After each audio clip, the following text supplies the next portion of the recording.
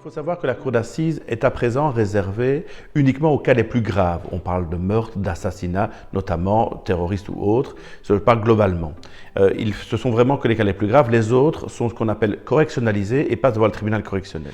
Devant cette cour d'assises, la particularité, c'est que la décision n'est pas prise in fine par des magistrats professionnels, mais par des jurés, un jury composé de 12 personnes, citoyens tirés au sort. Il faut savoir que la cour d'assises a beaucoup évolué. Ce qui n'a jamais changé, c'est les 12 jurés minimum, plus les suppléants, qui ont deux choses à dire. Un, coupable, pas coupable et de quoi?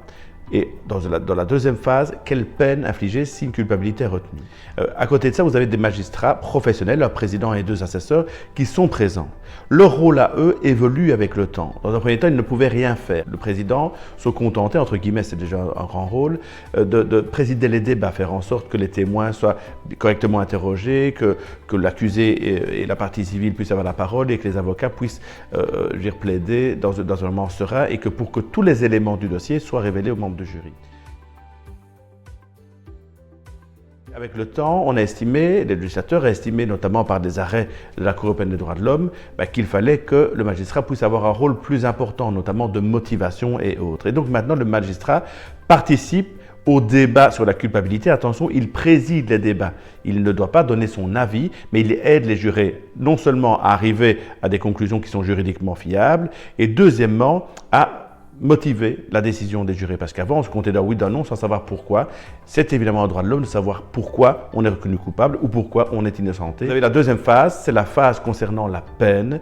Et là, les magistrats maintenant participent complètement à la délibération concernant la peine. Ce qu'il faut maintenant, là où il faut une évolution, ça me paraît évident, c'est le fait de dégrossir l'importance de la cour d'assises en termes de temps et d'argent. On pourrait avoir moins de jurés, par exemple, et sélectionner davantage encore les témoins qui sont amenés à comparaître. Par exemple, le juge d'instruction, est-ce qu'il est utile alors que les enquêteurs sont entendus? De ce point de vue-là, il peut y avoir une évolution. Par contre, il me semble que maintenir la cour d'assises dans l'arsenal judiciaire qui est le nôtre est de bon sens, est un acte de démocratie.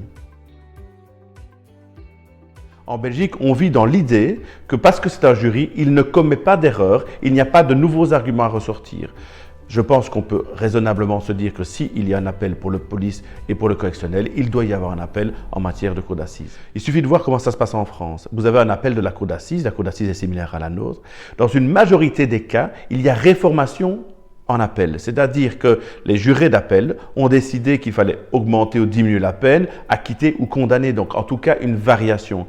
Souvent, les gens ont lu dans la presse telle ou telle cour d'assises qui a donné telle peine et se demandent pourquoi. Je pense qu'une fois que quelqu'un a participé en tant que juré à une cour d'assises, sa vision sur la justice a complètement changé, sa vision même sur les autres êtres humains, parce qu'on juge l'un des nôtres.